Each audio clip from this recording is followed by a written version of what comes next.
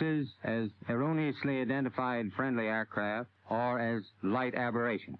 However, there have been a certain percentage of this volume of reports that have been made by credible observers of relatively incredible things. It is this group of observations that we now are attempting to resolve.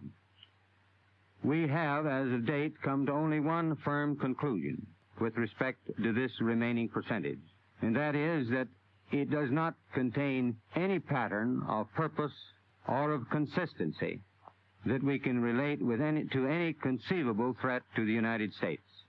That's an utterly absurd remark that there is no national security aspect to UFOs. The most obvious one is technology. These are flying objects.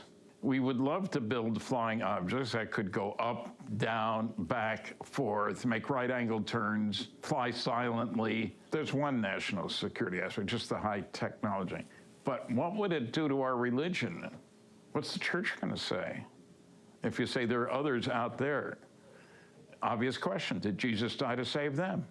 Impact on religion, impact on industry.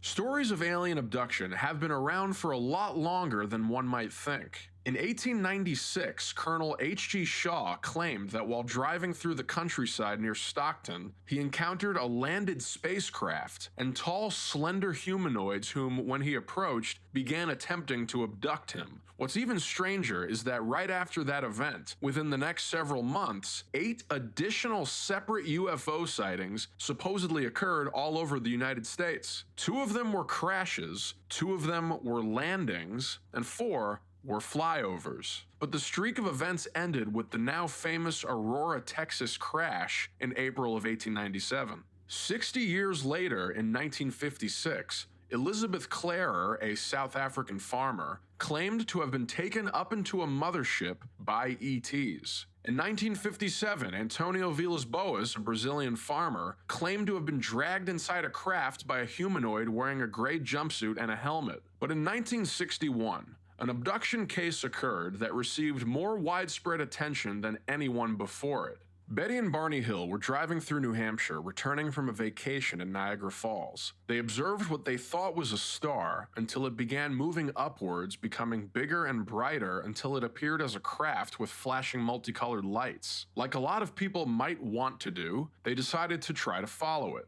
The Hills claimed they observed the craft erratically bouncing back and forth in the night sky, passing over a restaurant and signal tower on top of Cannon Mountain.